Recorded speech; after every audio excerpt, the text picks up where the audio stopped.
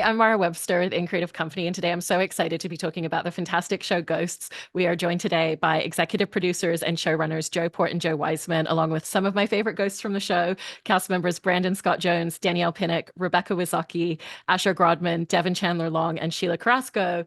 And Joe, I wanted to start with you because one of the things that I kind of love in the structure of the show, and I think especially even more so this season, is you've created this whole set of guidelines and rules for ghosts and how they operate. And yet, narratively, there's always these little spaces that you find to open it up and tweak it a little bit. If a ghost falls down a well, they get stuck there, but here's how they can get out. Or one of the ghosts, with Pete now being able to leave the house and go to other locations. And I was interested in how you said about creating these structures for yourself, but then also the ways in which you allow yourselves to open it up if there's a specific narrative you want to thread in. Yeah, it's a fun thing we do in the room is sort of talk about sort of like what new ghost rules or ghost things can happen. And the trick is to make sure that we're being consistent, that we're not sort of like, making anything previous not make any sense. And then also just make sure it's not too premise-y breaking. In this past season, we learned Pete's power and that he can leave the property, which is a huge power and kind of goes against the premise of the show of like, oh, these people are stuck here. So it was important to us to put a limiter on that one. He can only be away for a short period of time and then he starts to disappear. We don't know what that means. Where is he disappearing to somewhere? Or is he disappearing to nothing? So we sort of just think about stuff like that. We want to be consistent, but also expand the mythology a little bit. And for Joe Port to bring you into the conversation as well, I also wanted to ask about the language of the show, because I think it's so specifically written to each of the ghosts and their backgrounds. And it's not just a case of, okay, we're writing a character from the 1920s, so this is how they would speak and how they would sound. They've also been a ghost for the entire time since then. So how would their language have adapted and grown, particularly with the environment and with the group of ghosts that they're around all the time? And so how has that been a really interesting journey to come up with the language for all of them to begin with, and then to have it constantly adapting and changing? Yeah, that's interesting. When we sat down to adapt the British show, which we're huge fans of, we came up with a list of like 50 archetypes from throughout American history, to be potential ghosts. And then we whittled it down to the core 8 that we have now. And it makes for very clear characters, that they all come from these very specific eras and places. But at the same time, as one of our writers, Josh Malmuth, likes to say, they're not time travelers. They've been here for a while, obviously, and they've been talking to each other and observing livings, and now talking with Sam, who's the living played by Rose McIver, that can interact with them on our show. So their lexicon has changed a little bit. They're still stuck in their ways in many ways, but and some of them, like Thorfinn, seem to have evolved less linguistically than, say, Sasapis, who's been around for 500 years. And we don't exactly know why that is, but that's something that we may explore. And Brandon, in starting with you, in terms of the cast, I love Isaac. He really is someone who wears his heart on his sleeve, and I feel like he feels emotions so fully. And I was interested in the aspect of playing it. He's so excited to jump into gossip and rumors with other people, but the moment that anything's turned on him, he's so incredibly sweet and vulnerable and sensitive. And so what has been that space of constantly finding his emotional responses to things when he feels everything to such extremes? Oh, yeah. I think my one rule about him as an actor is just, if he is feeling something, try not to feel it, and then hopefully that'll come through. I think, similar to the conversation you guys were just started about, adapting and that they're not time travelers. I think, he still holds on to some of that soldiery, got to present yourself a certain way to fit in type of deal.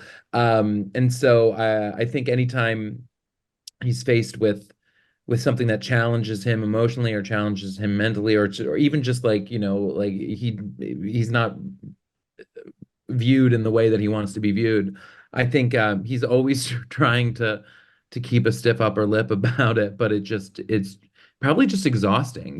Not only is it exhausting when you're alive, then 250 years of doing it is also exhausting. So I think it's probably that facade is just sort of being like chipped away at. I love that. And Danielle, in talking about Alberta, she's so beautifully confident as a character, but I loved a point where, and I've heard you in the past say that you don't feel like that confidence was always there, and she really had to build and grow that for herself.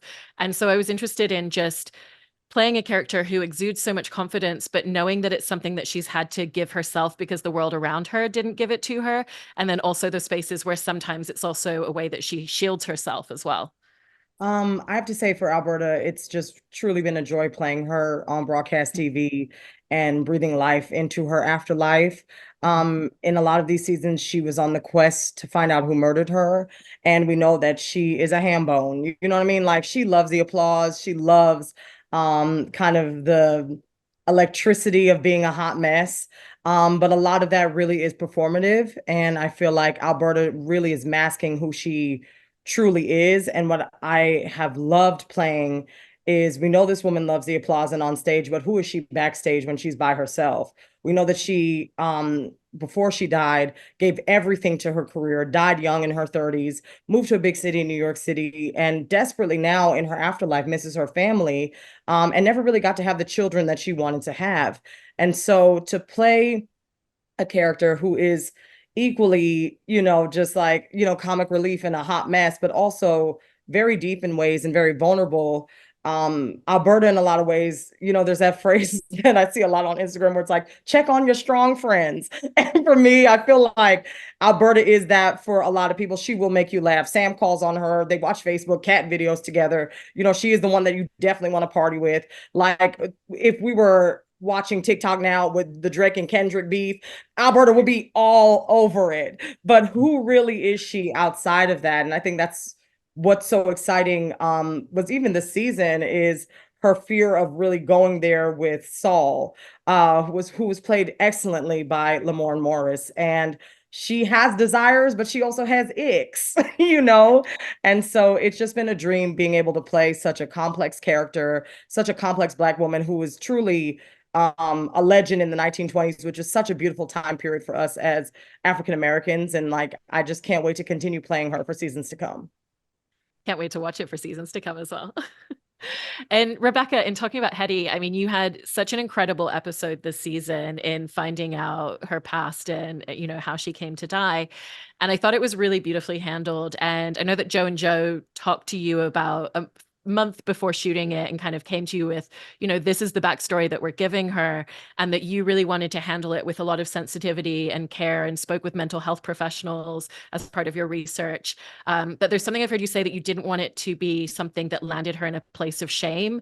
And it actually feels so reflective of the growth that she's had, because it feels like it is something that has been tied to shame for her. And she's finally come far enough to be open about it. And it was so lovely the way it was from such an altruistic reason that she exposed that. And so what was the emotional space that you felt like she had to land in order to reveal that to the rest of the group? Well, one thing that has emerged over the last, the 3 seasons that we've done the show is how profoundly she dislikes being alone and abandoned. And when that feeling that she had the power to have her friend Flower not be abandoned and isolated for all eternity. She couldn't not act. I don't necessarily think that it was altruistic. I'm suspicious that Hetty would ever do anything purely altruistic, but I do believe that she was ready after 150 years of sitting in this discomfort and this lie, ready to process it a little bit. And rescuing Flower, for lack of a better word, provided her that catharsis. Again, after 150 years, Sophia Lear, who wrote the episode, said something very smart to me. She said lots of smart things to me, as did the Joes, but she said, I don't know that we've ever before on television had the opportunity to speak with someone who has successfully committed suicide. Successful is an unfortunate choice of words, but it was a lot and challenging and rewarding to think about the psychology there of knowing that, you know, she's been sitting again with this for 150 years. And of course, the lesson that she learns most profoundly is that the thing that she always leads with, her sense of privilege and status and wealth, that she thinks is the thing that is the most valuable about her, turns out to be not valuable at all. It's the very opposite of the thing that her son actually needed to be bequeathed with, which was her presence and her existence. And that's something that I'm so proud. It's a message that the show and the episode in particular sends, and that the Joes were, and Sophia and Jude Wang, our director, were so astute in wanting to send that message. So Absolutely. It was really lovely the way it was written and told. Asher, coming over to you with Trevor, you know, there's this surface element of him as, you know, he just wants to keep the party going. But through that, there's actually all these little details that you've kind of interwoven over time, and that's in the writing as well, where he'll be the first person to check on people because he actually does care in his core, even if it's in, I just want you to keep the party going as well. He wants everyone around him to have a good time, everybody to be happy. And so there's moments where when people are going through things, he'll be one of the first people to come and be like, is everything okay? How can we make this better? How can we fix this? And so how have you kind of enjoyed getting to give a character that on the surface doesn't necessarily seem that sensitive, you know, that emotional tact? Yeah, it's a fun, I mean, it's really a credit to the writing, I think, because that lays the groundwork for everything and the direction. It's funny because there is an archetype around this that can be very eye-rolly, but at its core, it is can we all just have the party, the good time together? And then, of course, the fun flip that this show does is it takes all the fun things of life away. We can't go out and do, you know, have the drugs and the booze and all that stuff. All we have is each other. So yeah, it's a fun kind of reversal, but that is that North Star of like, we're stuck here, so let's try to enjoy it, and kind of seeing this world that is mundane because they're all trapped in it. The fun of Trevor is he's still the one learning the ropes the most. So these new things he gets to experience a little bit the way the audience is experiencing them as we discover them, whether it's a poltergeist or the physics of a hole. It's still new to him. So yeah, it's a lot of fun because it makes everything fresh. Absolutely. And Devan, for Thorfinn, you know, you have this character that's like the archetype of ruggedness, and yet season by season, he's really kind of opened up and blossomed. And no pun intended, a lot of that is to do with Flower at this point. And I think in particular, when he thinks that she's been sucked off and he realizes his emotions are so much stronger than he thought. And there's even little introspects like, nobody listens to me the way that she listens to me and pays attention, and just loving the little details that she brings into his life. And so how do you feel like that storyline this season especially allowed you to kind of add a little bit more sensitivity to him as a character and who he has been blossoming to be this whole time? I mean, Thor's been going down the sensitive train since season one. I mean, well, you know, he's gone, first off, you know, he ate his best friend, and then he did some therapy. And I just feel like Thor's been really in touch with his feelings from the jump, and increasingly so, which is nice. It's a nice little texture to play because, you know, being the big, you know, tough guy, the Viking, and then adding that, you know, that juxtaposed element there. It's just a fun little color to paint with. And, you know, it's just been the ride with Flower and Thorfinn's been a lot of twists and turns. You know, season one, he's hunting her, chasing her, finally gets a girlfriend, you know, they kiss, they have a thing, and then finally, you know, things are going good, and then Flower disappears down a well. Thor starts boning around the house. He starts getting into little threesomes with, you know, he starts exploring some of the other ladies of the premises, and Flower comes back, gets her back, and then tells her some stuff. Then she's like, I don't like you again. Then at the very end of the season, she's like, I do like you again. So it's just been all over the map. So it's been fun to play it all, and I'm excited to see what you know, the Joes and the writers come up with for season 4. I'm looking forward to it. Absolutely. And Sheila, in talking about Flower, you know, she is someone who is so driven by connection as well. And I think in a different way to Trevor, similarly, just really wants everyone to feel very connected. And she really just wants that idea of love and connection and affection in her life. And at the same time, you know, she's a lot of pain in her past. And so there's times where she just is like, there's drama going down. I'm just going to go chase a butterfly in the garden and I just need to separate myself from that. And so how do you enjoy jumping into the juxtaposition of sometimes wanting to be super connected and right in the center of everything going on, and then just finding those moments where it's like, she just needs to step away from this for a moment for herself? Yes, totally. I think it is a choice sometimes. I think at first, you know, playing Flower, she's also very high and slipping in and out of acid or mushroom flashbacks. But oftentimes I think she is very selective about what she wants to be included in on the group with and what she can go entertain herself with, which I love, being the youngest of a large family. Like that's how I operated with my siblings very much. So I really relate to that. But yeah, she leads with her heart and she wants everybody to kind of get along. And I don't think she understands when they don't. So I don't know. I think that in general, Flower just has a lot of inner life to kind of entertain herself with. So she can afford to like be choosy about what she lets in and what she interacts with, which is very empowering in an otherwise kind of a character that could be written as somebody that things happen to, and she's just trying to, you know, follow along. But I actually think she has a lot of power in that. So I think that's very much in the writing as well. Definitely. And Joe, and also talking a little bit more about the writing, there's interesting moments in terms of how you make choices about when you want the audience to learn certain information and details. And sometimes we're learning it in line with the characters, and sometimes we're learning things a little bit before them. So for example, when Pete's widow passed away, we all knew before he knew, which creates this great comedy of like, when is he going to find out? How is he going to find out? How is he going to respond? And it kind of builds this idea of like suspense and tension. And so how do you make those choices about being able to play around with like, okay, if we give the audience this information, but this character doesn't have it, how is that going to build something different too if everybody learns it at the same time? Yeah. Oh, go ahead, Joe. Well, no, I mean, that's you know, it's a story by story basis, obviously, like in that Halloween episode, which was one of my favorite episodes that we've done so far, the Halloween episode from this season, where Carol dies and nobody knows that she's a ghost for a while. They think they're just talking to the real Carol.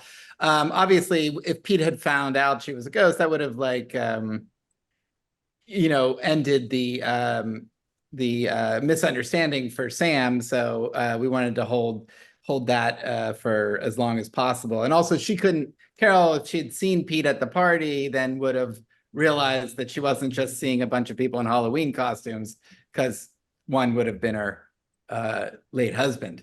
But in terms of like how like to dispense out information, I think the thing we've found is it's always good to sort of delay. Like we had a joke in the pilot episode originally where Flower, you know, where we learned that when she walks through people, it makes them high. And it was just like a joke that we did. And then we took it out just really for time. And then like 8 episodes later, when that power would really come in handy, she walked through this wedding planner that they needed to distract in the possession episode. So it's like, better just wait till you need these things and drip them out.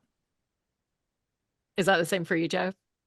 Yeah, well, you know, like Joe Port mentioned, it's a story by story, sort of the opposite of the Halloween, where no one knew but the audience did. You know, would be Holes Are Bad episode 308, where we the audience and the characters on screen are sort of finding out the manner of Hetty's death in real time. And that was just sort of like an impactful moment, and it was such a beautiful moment. Rebecca did such an incredible job, and Jude Wang did such an incredible job. So that just felt, you know, as we were talking out the story and coming up with the beats, that just felt more impactful. If sort of like we've been getting drips of information from these flashbacks that we were doing, and then suddenly it all made sense and was tied into the other story that was going on. So it's just, as we're talking about the story, you know, those decisions are sort of like talked about and made, and ultimately we go with what we think is going to be funniest or most dramatically satisfying. Yeah, and just to add, you know, like that Holes Are Bad episode was an exceptional episode for us, and it was very important, you know, in the history of the the show, what we learned, and then bringing Flower back. But I think the main thing with us, and we're so blessed by this cast that we just have 10 killers who are just absolutely hilarious, is that even if we're doing a quote unquote special episode like Holes Are Bad, we just try to have it be funny. That's like our North Star always, is that, I think there's a lot of debate nowadays about what's a comedy and what, is it about whether something's half an hour or not, but we try to be funny, and that's like kind of our guiding guideline, really. Definitely. And Asher and Rebecca, I love that right at the beginning of season 1, that it sounds like there's always been an opportunity for all of you in the cast to have conversations with Joe and with the writers and to suggest ideas. And I loved learning that the two of them being together was in part because both of you individually, when you met with writers separately, had said, I think the two of them would have this like combative magnetism with each other and it would work really well on screen. And obviously I feel like over the 3 seasons, it's kind of been in a lot of different spaces for them. And so how have you enjoyed creating that initial chemistry and magnetism and then just getting to look at all the different ways that you can play with it differently? You want to take that, Ashy? Yeah, I mean, Rebecca's fantastic. It's so much fun to play with her. And it's also been what you're saying. This dynamic has evolved so much over time. She tries to send him to hell at one point. They're secretly having this affair at another point. They've just ping-ponged around. And there's something very combustible about the two of them because they're so similar, and yet in ways where they're just completely aligned. And then in other ways, we talk. I think Rebecca talked a lot about the kind of shame that Hetty would carry, and Trevor seems to have none of that. He's completely just out there, both from this privilege, but have strong, strong opposing points of view on other topics. So it's such a fun because I think it's such a fun thing because I think comedy always comes from this extreme, and there's this extreme built in with the two of them. So I'm excited to see what you guys were pitching for this relationship in the pilot episode. Yeah. That was December. I remember that. I remember that. You guys were like actually coming up with the idea, though, Joe and Joe. But if you had an inkling that you might want to do it someday, I think us agitating for it maybe push you over the edge. I don't know. It was like day 2. I remember everyone's like, "What's going on?" It was like everyone's getting to know each other. Like, and Ash was like, "We should hook up," and what? Like, oh, that would be interesting. Yeah. What? That's a very listen. Dev is right, but I also distinctly remember Rebecca pitching relationships with a few different ghosts. Yes, that was my memory of it too. Is that several of the ghosts approached us early on, saying that it would make sense for their character and Hetty to be in a relationship, and I thought it was savvy by Rebecca to plant that seed, because knowing that relationship stories, you got a lot to mine there. I thought. So I thought that might have been some seed that was planted, but it made a lot of sense for the Trevor and Hetty relationship, we thought. Oh, and it was immediate. Sorry, go ahead. Oh yeah, no, it was immediate. When we heard it, that we loved it, and it just became a question of timing. We didn't want to do it too soon. We just sort of waited for the right moment. I have a question for the Joes in the show. What? I have a question for the Joes. How much of the character that you guys write for, the characters that we play, do you guys pull from the people that you know? Because I do feel like there's a lot of us in our characters, and I don't know if it's like, the cart before the horse or the egg before the chicken. Like what, because I'm sometimes I'm like, this is kind of interesting. This feels about right.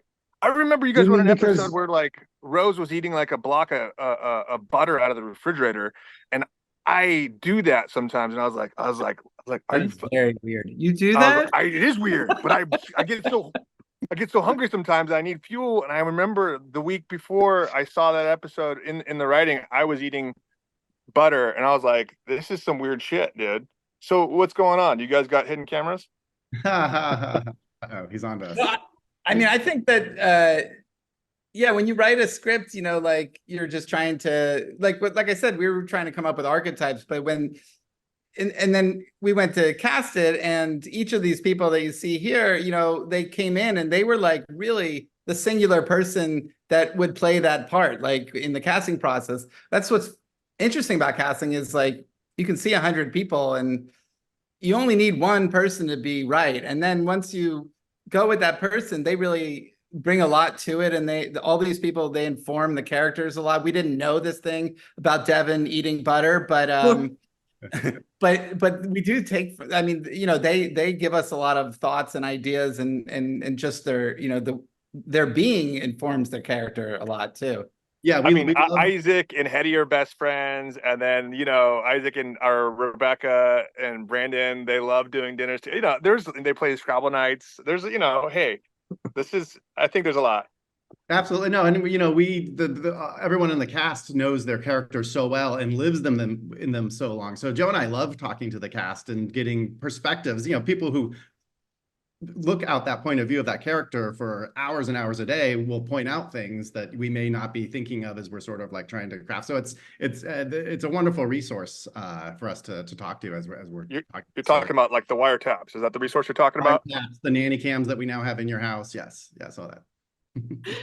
Brandon, and coming back to you and talking a little bit more about Isaac, I loved what you were saying before about him being someone who, at the end of the day, still has parts of himself rooted in that traditionalism from the time period when he was alive. And it feels like that's maybe part of what made him so ready to jump into an engagement with Nigel. And I wanted to ask about just kind of using those different touch points throughout the season of the DJ turned stripper and kind of what that starts making him introspect on. And then finally in the episode where they're at the altar and he says no, in like Pete's speech, also just kind of being that final point of, wait, actually, I do want something different. And maybe this isn't the right thing for me, even though I still love this guy. Yeah. Yeah, I think that's it. I think you kind of hit the nail on the head. He's sort of, I think he's, you know, moving through life thinking that he's maybe like evolving, but he's still holding on to a lot of the things that are kind of keeping him from really fully exploring who he is. And a lot of that is probably because of the time period in which he came from, and, you know, habit and just sort of, you know, like an ideology that maybe is a little antiquated, was definitely antiquated, but he hasn't had the experiences yet to really open that stuff up. And so when he meets a stripper, he says, I think in that episode, that he just didn't know that somebody like that even existed. And I think the idea that, you know, there's other things out there to explore in life, even though he's dead, I think is sort of enticing, and he doesn't want to make the same mistakes again. And I hope that I hope that he's somehow moving forward in a way that's like, okay, every single time I try to figure out what is keeping me here in purgatory, the thing that I think is going to happen that's going to take me away isn't the thing. Like I came out of the closet, I proposed to somebody because of true love, but that stuff has kept him here. And so I think he's kind of on this journey to figure out like why am I here? And so hopefully, you know, at the end of this season, he really sort of pays a price that, you know, he gets what he deserves a little bit. And I don't know. I think it's interesting. Yeah. It is. And Danielle, I love the moment where after he said no to Nigel, that you come in as Alberta singing At Last, still in the moment. And I know that like when you first took on this role, you were taking like dance classes and singing lessons and kind of really tapping into that side of Alberta. And so what was it like in getting to film a scene like that, like figuring out where is Alberta at in this moment? You know, she's just ready to shine and have her moment, whether the wedding's happening or not. Alberta is a full-blown narcissist, because how dare her? Like at the end of a moment where we have this just poor fallen Nigel, she's like, well, I rehearsed the song and I'm gonna sing it anyway. Y'all better deal with it. That's what I love about her so much. She truly is a hot mess. And I'm just really excited for more moments like that in season 4. I mean, I know Richie Moriarty is not on this call, but I think Pete has one of the best ghost powers. He's able to leave the property. And we had that kind of 16 candles moment where he took the arrow out of his neck and Alberta was like, oh, he's kind of fine a little bit. And so I'm curious to see where that happens for next season. But I just honestly, being able to be on this show, on a show that is so beloved by all of our audiences and our fans. And so recently my mother-in-law was here. She's from Northern Ireland. And she was like, watching this show feels like a warm hug on a frosty day, you know? And I think just having that and knowing that our fans are feeling like that. And as we bring in the hard comedy, but also give our audiences permission to grieve, to have these serious topics about suicide and loss and unrequited love. I just feel really privileged to be on it, and I'm excited for what's to come for our next season. No, and it's such a great point in terms of the tone and being able to use comedy as a tool to explore all these themes. And I've heard that the Joes, you call it treacle cutter moments, where it's like bring something sweet in to kind of cut up something that's a little bit more dramatic. And it's so impressive the way that the writing and the acting all just like interweaves and intersperses. And do you feel like you've all found even more of an adeptness in terms of writing and playing these scenes where it asks something so comedic one moment and then it asks for something completely heartbreaking seconds later? Yeah, and to be clear, we did not coin treacle cutter. That's a term. It's been used in writers' rooms for decades. I had to look up treacle when I first heard the expression. But yeah, it's a way of sort of cutting the sweetness or seriousness of a moment. You sort of bring in a joke, and yeah, that's a huge part of the language of the show, is this blend of these real things with this sort of like heightened comedy that we have.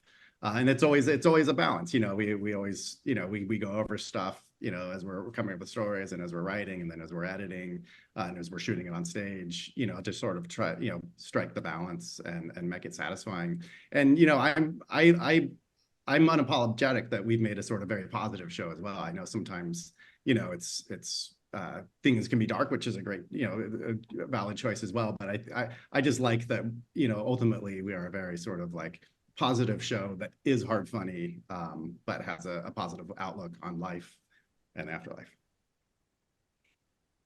And how about for all of you on the cast in terms of just playing that and finding even more of a skill set and comfort level with it?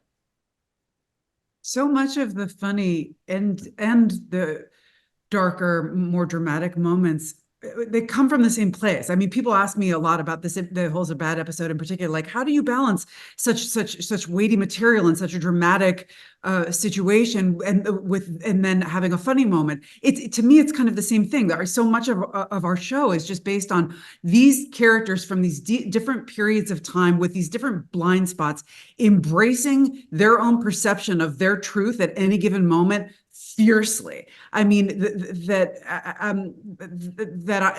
anyway, I won't go on about myself, but that's what I love about the show. And that's my favorite kind of comedy that is character based. And, yeah, I think Ghost does it really well.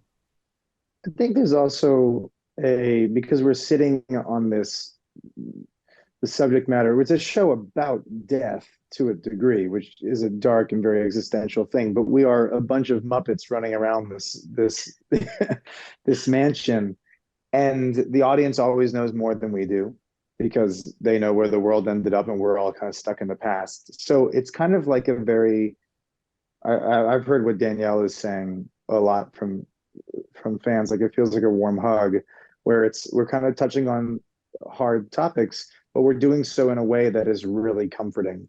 And so, it goes back to the writing and the concepts that we're able to go back and forth, but it's a story thing. Definitely. And Devan and Sheila, having had that storyline where Flower was stuck down the well and Thorfinn thought that she was gone for that period of time, and then the two of them coming back together, how have you found new space in their relationship and their new dynamic that you've really enjoyed exploring together? Because it feels like they're able to kind of communicate what they want and need from each other a little bit more, even if it's misdirected along the way into entering into a throuple and realizing maybe not. Yeah, I think it's kind of one of those things where you get what you wanted and now what, with Thor and Flower. And the next step for them was simply saying, I love you, which was absolutely huge. And so it's exciting to think of where they're going to go next. Will it always stay open and open-minded? Could there be jealousies? Could there be more thruples, quadruples? I don't know. That's a cool orgy. Or straight up orgies. Who knows? Oh no, I said 4Gs. 4Gs. That's when 4 people. Got it. Very but let's not forget about the 4G, which is when Thor crossed a fjord to have an orgy. I thought the 4G was when Thor all of a sudden was asking for the iOS update. There's a lot. We got a lot to unpack for season 4 here, guys. This is going to be good. Yeah, what happens with Flower and Thor, I just hope it's going to be fun. I hope they team up. I hope they become like a fun couple to watch. You know, they've been through a lot emotionally, and now let's see them have some fun. You know, you want to see like this. What's this relationship about? You know, you got a hippie and a Viking. You know, what happens when you mix oil and vinegar? You know, you get really good Chaos. salad dressing sometimes. So let's see that salad. Let's throw some croutons in there, maybe some bacon bits. I don't know, maybe a deviled egg. Let's order some onion Yep. rings. What? Yep. Are we hungry? Did I have lunch? Maybe I didn't. For the rest of you on the cast, you know, at the beginning of the season when they all think that Flower has been sucked off and they don't know and they have that memorial, how did it make your characters, or how did you want them to be a little bit more introspective? Because they've all been in this space of being stuck in this house for so long, and it's this idea of maybe actually there could be an end in sight to us all being here in this place. So what do I want to do with the time that I have left as a ghost on Earth? Yeah, I think that's the big question, right? Is that like episode 3 of the entire series, I think Hetty says all of our dreams is to get sucked off one day. And so just like as an actor, you kind of are just like everything I do is in service of that. It's kind of this really fascinating thing where you have a TV show where you're creating a bunch of characters that you hope people love. But if they do love them, they're also rooting for them to leave. You know what I mean? Like it's sort of this double-edged sword, which I think is really, really fascinating.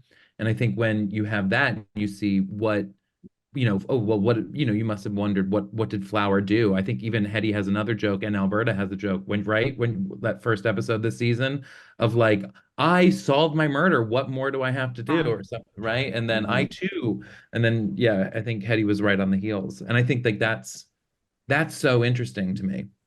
But then there's several instances in which I think all of us have had one of these where, you know, we turn to the heavens and say, why, really not yet? But then when given the opportunity, like when Hetty was possessed by Jay, or when Hetty possesses Jay and disappears when she comes back, she said, I missed you guys too much. So, I mean, that's the framing question. We all purport to really want to ascend and move on. Yet when given a little taste of it, every one of us misses this family and has something yet to learn and you know through one another. So Yeah, and it's so sudden too. It's like there's no like chance that you ever get like a full goodbye, you know what I mean? Because it just like a light down and beam me up, you know what I mean? Yeah. Or get sucked down. Maybe that's where Isaac goes. Was that the same for you, Danielle, to that point of like Alberta figured out what happened to her and how she passed, and it still didn't create that I think, conclusion? I mean, she goes to the lengths of starting to flirt with Thorfinn, and you know, they have like a What do you serious, mean lengths? I think that's. I mean, lengths. Like, I to mean, me, she's it's kind of like, what? she's That's sniffing wolf not a urine. stretch, I think. Thorfinn is always talking about Alberta's hat, and she's like, I know this man doesn't like me, but I'm gonna flirt with him if that's gonna get me to ascend up. You know what I mean? And so I think all of them do want to be sucked off. But I also have to say that Flower is the glue for this group on set. We missed her so much, and I know the fans, they were like, oh my gosh, where's Flower? We were like, we miss our girl, we cannot wait till she comes back. Sheila just brings such a joy and just beautiful energy. And so when she came back, it just was like our band is back, our family is back, our sister is here. And so it just, when one of us is missing, we feel it. And for you, Asher, how did you want Trevor to be a little bit more introspective at the memorial for Flower and what it made him think of? I think there, first of all, when we get it's like a 21-minute episode. So a lot of the times it's just the nature of it is that we get put into these, you know, there's always a couple storylines. So the ghosts are kind of divided in different clumps. So when you get the story that involves everyone, that is those larger questions like losing Flower, it's always thrilling because it shoots you right back to, I remember those like early like first 3 episodes where we were dealing with everything as a group, and brings in these bigger questions. For Trevor, it's a funny thing because he does have a way of kind of enjoying the present moment as much as possible. And so I remember playing that and feeling like, oh, I just lost a buddy, which might be a little bit different than what as we're all kind of dealing with where we're at and wanting to get sucked off and stuff like that. Trevor's MO tends to be, let's have as much of a good time as possible. Let's all be together. And so I think he just missed Flower. And watching Thor go through a funeral, I think was very moving. So for all of us, it was just kind of this moment where it was an appreciation what Rebecca's talking about of this group that is, I think, the heart of the show, this ensemble. And it's all they have. It is. And for the Joes, in terms of writing, to Asher's point that he was bringing up, where you have kind of all these different levels of storylines where it's interlacing different characters, and then sometimes you're bringing everyone together. It must be such a delicious space to play with in the writer's room, where you can tessellate your characters together when you have such a strong ensemble of characters and performers into different scenarios and different groupings and get something completely different from a scene. So whenever you're writing any scene, how do you set about that idea of, if we put these characters together and these ones are over in this room, then it's going to give us that dynamic. But then if we move this character over here, and really just figuring out who you want to have at the foreground of each of these different kind of like A, B, and C storylines at any point. Yeah, it depends on the story. Some stories, it'll jump out that one of the characters will have an obvious point of view about it, and other times it's more of a surprising thing. So it's case by case. We sort of decide, if there is a character who doesn't have a story that episode, okay, we usually assign sort of like a group of 2 or 3 to a story to follow, and it's sort of like a peanut gallery, which is a really fun way to write as well, because you always have someone sitting there watching it who has a completely sort of different perspective on what's going on, and it's a great way to get some really funny jokes. But yeah, we sort of think about like who would have the funniest or most interesting sort of attitude about a story that's happening, and kind of go from there. We definitely, there's endless combinations, and it's a good thing to keep in mind when you're writing that we don't get too comfortable with a couple characters that have been paired up consistently. To switch it up is always leads to interesting findings. Is there something like 7,306 different combination variations based on the 10 cast members, I think? Is that the number that we came up with? Did I do that on my own? Sometimes I just do math alone. Anyways, you guys could check the numbers on that. No, we're currently a on big chart. We're currently on 842, so we only have we have 6,800 more. 20 more seasons. And when we get them all, we all get sucked off. That's how. That's the thing that's keeping all the ghosts there, is that we haven't spent enough time individually with each. And then when you take into the different rooms, you got, the living room, there's a lot of situations that could happen. And then there's new ghosts. Oh my God, this entire time I've been trapped here because I haven't talked to Flower long enough. Oh my God. That would be a funny episode, though, if all the ghosts had to get together and just come up with some sort of like twister game. If we just can get into the right key shape of ghost, we can unlock the portal. It's a Rubik's Cube is what it is. It's a Rubik's Cube. I feel like the whole show is a very elaborate escape room in terms of them all just trying to reach the end goal of being sucked off. And this season was no exception to being absolutely phenomenal. You've all been done some escape rooms together. Some of us are better than others. I am not very helpful. I love that. Well, congratulations on an amazing season 3. And I can't wait to see the next season once it all comes to fruition as well. Thank you so much. Thank you. Thank you.